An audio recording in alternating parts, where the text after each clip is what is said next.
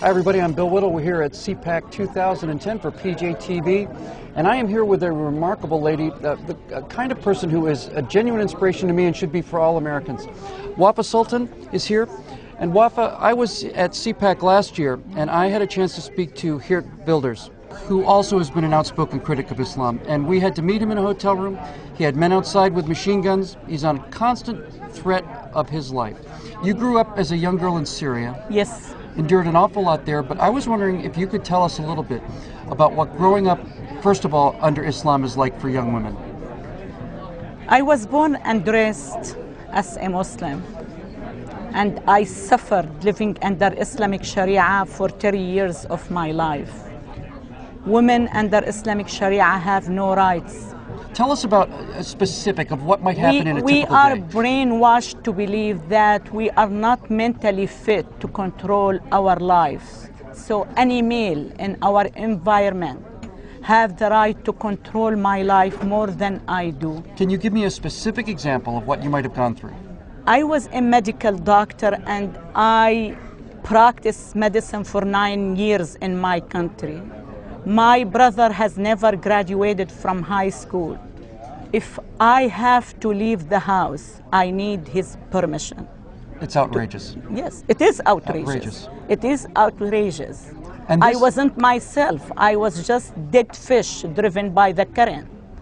And this is true for hundreds of millions of women For across the world. every woman in any Islamic country, this is how life looks under Islamic Sharia. And you can't escape it, can you? If a Because woman was raped, she has to bring 4 witnesses in order to prove her case.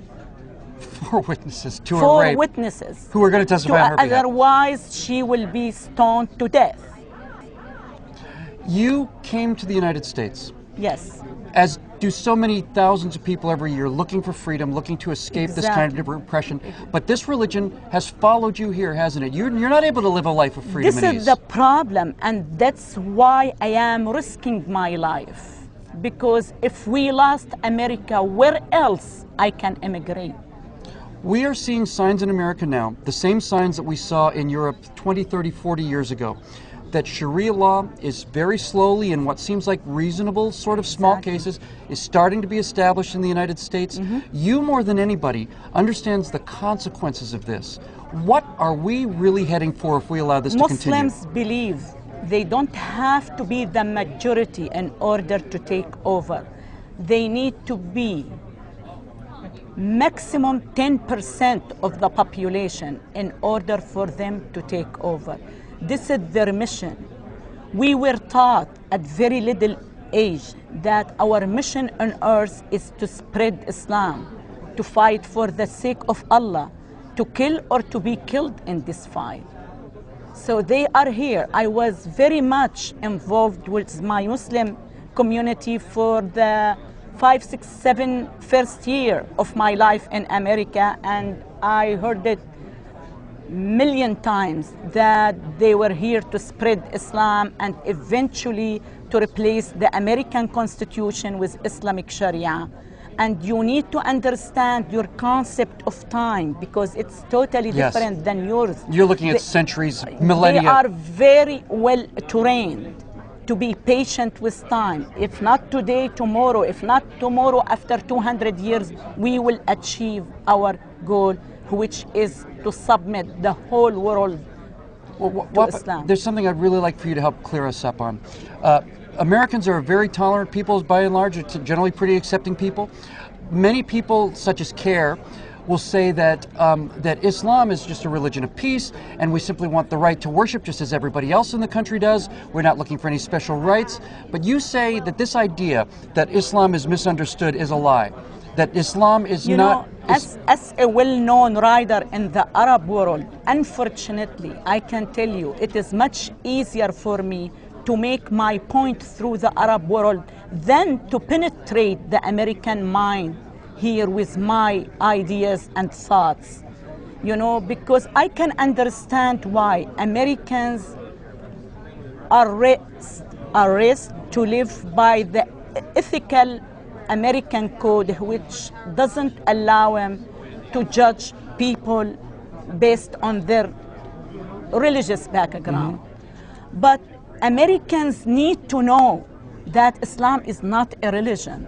Islam is a very political, very dangerous political ideology. That's right. You cannot be a true American and a true Muslim at the same time. There is no way. I believe that's true. There is no way you can connect the both. Some laws somewhere or another have to be disregarded. Yes. You cannot They're be antithetical. true American. There is no Muslim American. There is Muslim who live in America or Americans who are from Muslim background. Totally different, two different things. Well, you've lived in America for quite a while now, and you've seen a great deal of American society and how varied it is in so many different belief systems and so on. But you're here now at CPAC, surrounded by conservatives, many young conservatives. Are you hopeful about what you see here at CPAC? Are you? Of course I am. I have to have hope in order for me to keep going. What is it about CPAC that gives you hope? You know, I see the younger generation because our future depends on younger generation. And do you think that the young people that you see here at CPAC, do you think they have some awareness of this yes, threat? Yes, I believe soon they will get involved and choose the right leaders to do what it needs for this country to be protected against Islamic evil. Let's talk, speaking of that, let's talk very briefly about CAIR, the Council of American Islamic Relations. They've said that your presence here is hate-mongering, that you're a hateful person, that CPAC is tainted basically by the presence of having you here, but you're simply coming and saying, this is what Islam is, this is what Islamic tenet is, this is what they believe. How do you respond to those charges? In order for them to know what hate means, they need to listen to the preaching machine in any mosque, in any Islamic city, in any Islamic country on Fridays. Well, tell us. Americans don't get to listen to those messages. Just tell us what you might hear. You can go and randomly choose any Islamic city throughout the Islamic world. Go inside any mosque on a Friday and listen to the imam of that mosque and how much hate he injects the young generation against the West. Death to America, America must be destroyed, the Jews must be destroyed. The non-Muslims. All of them. All of them. So every time you kill 100 terrorists, this preaching machine creating thousands, if not millions, terrorists. So that's why I always say this war is mostly ideological war. If you don't fight the ideology, you will never be able to protect this country. I'd like to ask you a personal question. You grew up under the system. You grew up under it, you dealt with it, you were brutalized by it, you've tried to escape it. How does it feel to come to America and have liberals who haven't the faintest idea of what goes on over there tell you, no, you're wrong. This is what Islam is, you see? How does that feel? That must drive you out of your mind. Nobody can argue with me. It is my life. It is my past. It is my You lived it. You were there. And that's why I'm risking my life now. I'm paying a very high price for my decision to speak up against the cruelty of Islamic Sharia and the evil of Islam.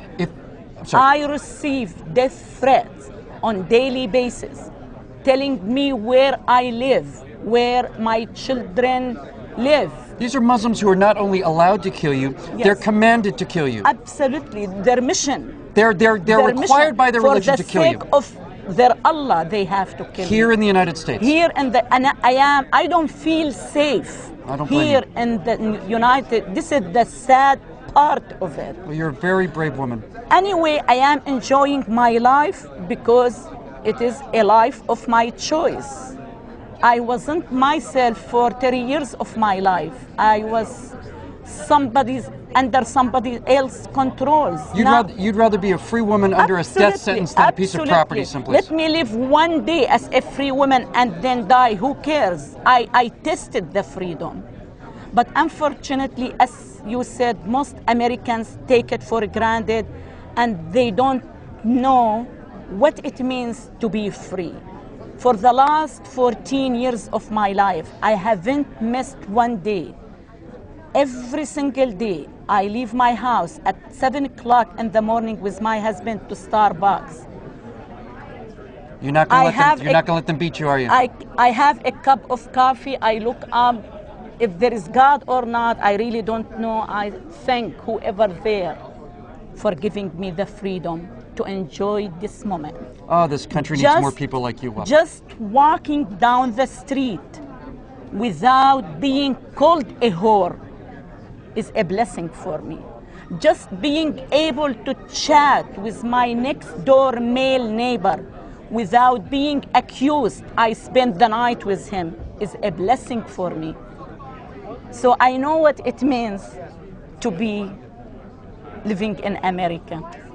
Well, I'm awfully proud to have you as a fellow American citizen, and I'm proud and grateful for you taking this risk to remind all of us what we all take for granted. Yes, we have to protect this country. Where else I can go if Islam takes over America? We'll beat them. You watch. Absolutely we will. Absolutely. I have no doubt that we will win. Thank you for joining us. Thank you so much. Wafa Sultan's book is called A God Who Hates. This is a remarkable person. You need to support her fight for freedom here in America. For PJTV, I'm Bill Whittle at CPAC 2010.